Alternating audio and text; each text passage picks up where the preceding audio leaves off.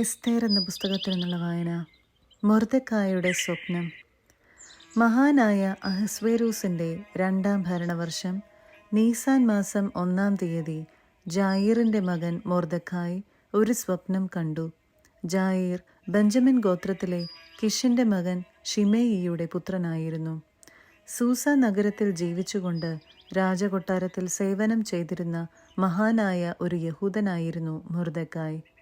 Babylon രാജാവായ നബുക്കദ്നേസർ യൂദ രാജാവായ യെക്കോണിയായോടൊപ്പം ജെറുസലേമിൽ നിന്ന് കൊണ്ടുപോന്ന തടവുകാരിൽ ഒരുവനായിരുന്നു അവൻ. സ്വപ്നം ഇതായിരുന്നു: ഭൂമുഖത്ത് ബഹളവും സംഭ്രാന്തിയും ഇടിമുഴക്കവും ഭൂകമ്പങ്ങളും ലഹളയും. 2 ഭീകര സത്വങ്ങൾ പൊരുതാൻ ഒരുങ്ങി മുന്നോട്ടു വന്നു. അവ അതിഭയങ്കരമായി അലറിക്കൊണ്ടിരുന്നു. അവയുടെ അലർച്ച കേട്ട് സകല ജനതകളും നീതിമാന്മാരുടെ ജനതയ്ക്ക് എതിരെ യുദ്ധത്തിനൊരുങ്ങി.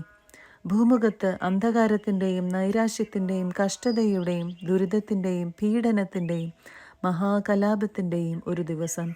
നീതിമാന്മാരുടെ ജനത മുഴുവൻ കഷ്ടതയിലായി. തങ്ങളെ ഭീഷണിപ്പെടുത്തുന്ന ദുഷ്ടതകളെ അവർ ഭയപ്പെട്ടു. നശിക്കാൻ അവർ തയ്യാറായി. അപ്പോൾ അവർ ദൈവത്തെ വിളിച്ചു. അവരുടെ കരച്ചിലിൽ നിന്ന്, ചെറിയ ഉറവയിൽ നിന്നെന്ന പോലെ ധാരാളം ജലമുള്ള ഒരു മഹാനദിയുണ്ടായി. പ്രകാശം വന്നു. സൂര്യൻ ഉദിച്ചുയർന്നു. എളിയവർ ഉയർത്തപ്പെട്ടു. ഉന്നതർ നശിപ്പിക്കപ്പെട്ടു. ദൈവം ചെയ്യാൻ ഉറച്ചിരിക്കുന്നതെന്തെന്ന് മൊർദെഖായി ഈ സ്വപ്നത്തിൽ കണ്ടു. ഉണർന്നപ്പോൾ അത് അവൻ്റെ മനസ്സിൽ തങ്ങി നിന്നു. അത് എല്ലാം വിശദാംശങ്ങളോട് കൂടെ ഗ്രഹിക്കാൻ അവൻ ദിവസം മുഴുവൻ ശ്രമിച്ചു. രാജാവിനെതിരെ ഗൂഢാലോചന. കൊട്ടാരത്തിൻ്റെ അങ്കണത്തിൽ കാവൽ നിന്നിരുന്ന ഗബാഥ, താറ എന്ന ഷണ്ഡന്മാരോടൊപ്പം മൊർദെഖായി അങ്കണത്തിൽ വിശ്രമിക്കുകയായിരുന്നു. അവൻ അവരുടെ സംഭാഷണം കേൾക്കാനിടയായി. അവരുടെ ഉദ്ദേശം ആരാഞ്ഞറിഞ്ഞു. അവർ അഹസ്വേരൂസ് രാജാവിനെ വധിക്കാൻ ഒരുങ്ങുകയാണെന്ന് മനസ്സിലാക്കി. അവരെപ്പറ്റി അവൻ രാജാവിനെ അറിയിച്ചു. രാജാവ് ആ 2 ഷണ്ഡന്മാരെ വിചാരണ ചെയ്തു. കുറ്റം സമ്മതിച്ച അവരെ വധശിക്ഷയ്ക്ക് ഏൽപ്പിച്ചു. രാജാവ് ഈ സംഭവങ്ങളുടെ ഒരു രേഖയുണ്ടാക്കി സൂക്ഷിച്ചു. മൊർദെഖായി അവയുടെ ഒരു വിവരണവും തയ്യാറാക്കി.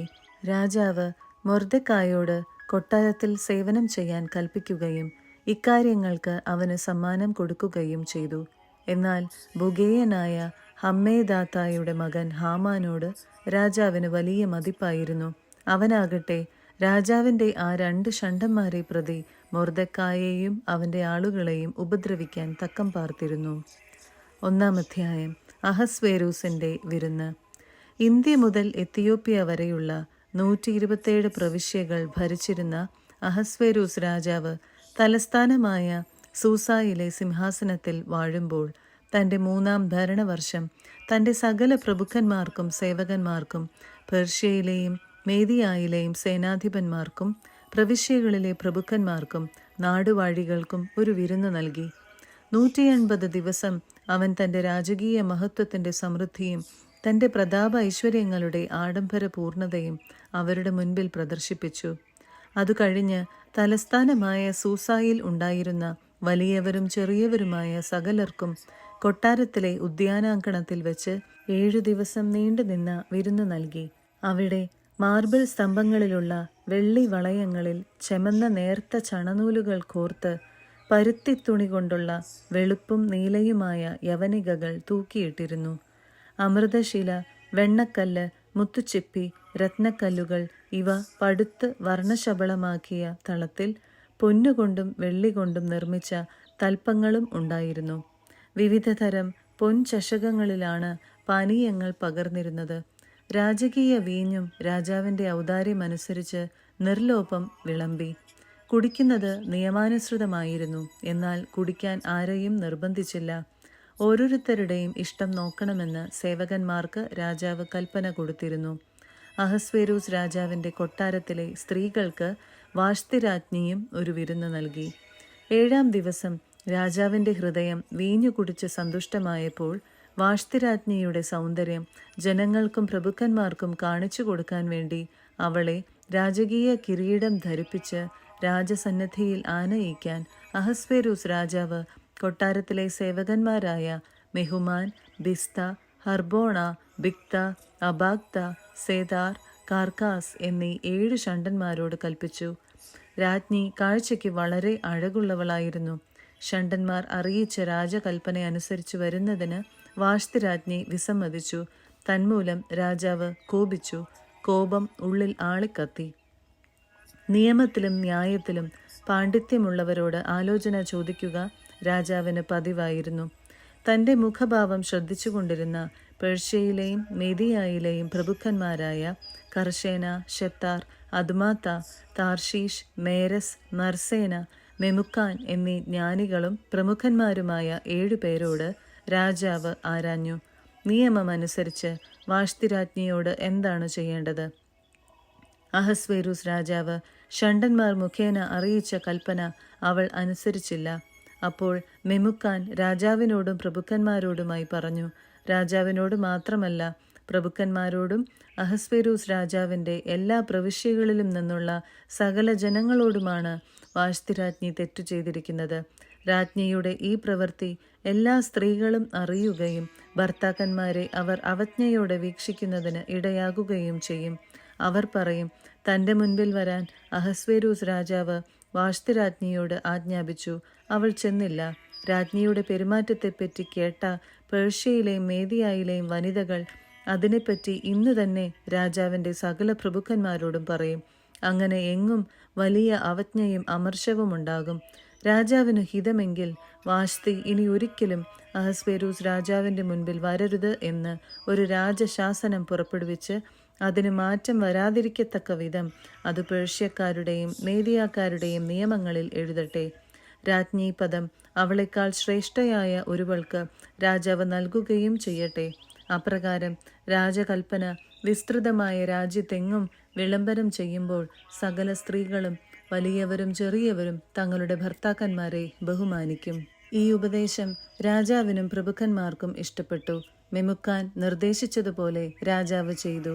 പുരുഷന്മാർ വീടുകളിൽ നാഥന്മാരായിരിക്കണമെന്ന് രാജാവ് തൻ്റെ സകല പ്രവിശ്യകളിലേക്കും എഴുത്തുകൾ അയച്ചു. ഓരോ പ്രവിശ്യയ്ക്കും അതിൻ്റെ ലിപിയിലും ഓരോ ജനതയ്ക്കും അതിൻ്റെ ഭാഷയിലുമാണ് എഴുതിയത്. 2-ാം അധ്യായം. എസ്തേറിന് രാജ്ഞി പദം. കോപം ശമിച്ചപ്പോൾ അഹസ്വേരൂസ് രാജാവ് വാഷ്തിയെയും അവളുടെ പ്രവൃത്തിയെയും അവൾക്കെതിരെ പുറപ്പെടുവിച്ച കൽപ്പനയെയും ഓർത്തു. രാജാവിനെ സേവിച്ചിരുന്ന ഭൃത്യന്മാർ പറഞ്ഞു, സൗന്ദര്യമുള്ള യുവകന്യകമാരെ രാജാവിന് വേണ്ടി അന്വേഷിക്കട്ടെ.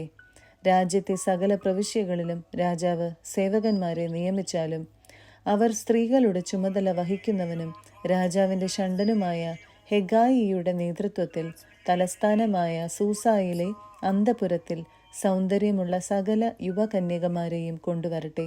അവർക്കു വേണ്ട ലേപന വസ്തുക്കളും കൊടുക്കട്ടെ. രാജാവിന് ഇഷ്ടപ്പെടുന്ന കന്യക വാഷ്തിക്ക് പകരം രാജ്ഞിയാകട്ടെ. ഇത് രാജാവിന് ഇഷ്ടപ്പെട്ടു. അവൻ അങ്ങനെ ചെയ്തു. തലസ്ഥാനമായ സൂസായിൽ മൊർദെക്കായ് എന്ന ഒരു യഹൂദനുണ്ടായിരുന്നു. അവൻ ബെഞ്ചമിൻ ഗോത്രജനായ കിഷിന്റെ മകൻ ഷിമയിയുടെ മകനായ ജായീറിന്റെ മകനായിരുന്നു. ബാബിലോൺ രാജാവായ നബുക്കദ്നേസർ യൂദാ രാജാവായ യക്കോണിയായോടൊപ്പം ജെറുസലേമിൽ നിന്ന് തടവുകാരായി കൊണ്ടുപോയവരുടെ കൂട്ടത്തിൽ അവനും ഉൾപ്പെട്ടിരുന്നു. അവൻ തൻ്റെ പിതൃസഹോദരൻ്റെ മകളായ ഹദാസായെ എസ്തേറിനെ വളർത്തിയിരുന്നു. അവൾക്ക് അപ്പനും അമ്മയും ഇല്ലായിരുന്നു. ആ യുവതി രൂപവതിയും സുമുഖിയും ആയിരുന്നു. മാതാപിതാക്കൾ മരിച്ച അവളെ മൊർദെക്കായ് സ്വന്തം മകളായി സ്വീകരിച്ചു. രാജാവ് വിളംബരം ചെയ്ത കൽപ്പനയനുസരിച്ച് തലസ്ഥാനമായ സൂസായിൽ കൊണ്ടുവന്ന് സ്ത്രീകളുടെ ചുമതല വഹിക്കുന്ന ഹെഗായിയെ ഏൽപ്പിച്ച അനേകം കന്യകമാരുടെ കൂട്ടത്തിൽ എസ്തേറും ഉണ്ടായിരുന്നു. അവളെ അവന് ഇഷ്ടപ്പെടുകയും അവൾ അവൻ്റെ പ്രീതി നേടുകയും ചെയ്തു. അവൻ അവൾക്കാവശ്യമായ സുഗന്ധ തൈലങ്ങളും ഭക്ഷണവും രാജകൊട്ടാരത്തിൽ നിന്ന് തിരഞ്ഞെടുത്ത 7 തോഴിമാരെയും കൊടുത്തു. അവൾക്കും തോഴിമാർക്കും അന്തപുരത്തിലെ ഏറ്റവും നല്ല സ്ഥലം നൽകി. തൻ്റെ വംശമോ കുലമോ എസ്തേർ ആർക്കും വെളിപ്പെടുത്തിയില്ല. അത് ആരോടും പറയരുതെന്ന് മൊർദെക്കായ് അവളോട് കൽപ്പിച്ചിരുന്നു. എസ്തേറിന് സുഖമാണോ എന്നറിയാൻ മൊർദെക്കായ് ദിവസവും അന്തപുരത്തിൻ്റെ മുൻവശത്തുകൂടെ നടക്കുമായിരുന്നു. യുവതികളുടെ സൗന്ദര്യവർദ്ധനത്തിന് 6 മാസം മീറാ തൈലവും 6 മാസം സുഗന്ധദ്രവ്യങ്ങളും ലേപനങ്ങളും കൊണ്ടുള്ള പരിചരണ പരിപാടി നിശ്ചയിച്ചിരുന്നു. ഈ 12 മാസം കഴിഞ്ഞ് ഓരോ യുവതിയും തവണയനുസരിച്ച് അഹസ്വേരൂസ് രാജാവിൻ്റെ അടുത്തേക്ക് ചെന്നു. ഓരോ യുവതിയും രാജസന്നിധിയിലേക്ക് പോകുമ്പോൾ താൻ ആഗ്രഹിക്കുന്നതെന്തും അന്തഃപുരത്തിൽ നിന്ന് രാജകൊട്ടാരത്തിലേക്ക് കൊണ്ടുപോകാൻ അനുവദിച്ചിരുന്നു.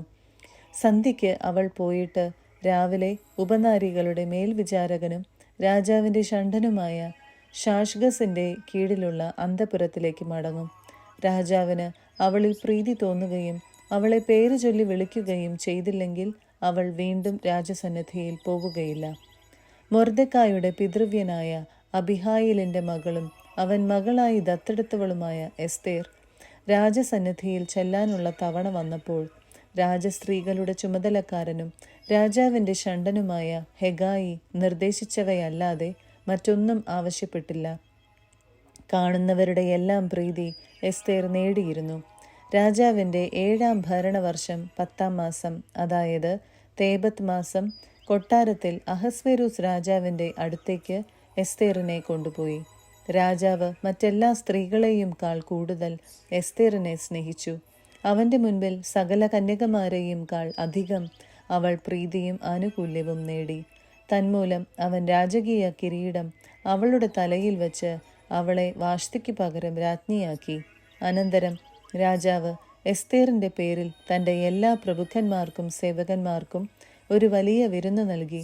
അവൻ പ്രവിശ്യകളുടെ നികുതികളിൽ ഇളവ് വരുത്തി തൻ്റെ രാജകീയ ഔദാര്യത്തിനൊത്തവിധം സമ്മാനങ്ങൾ കൊടുക്കുകയും ചെയ്തു.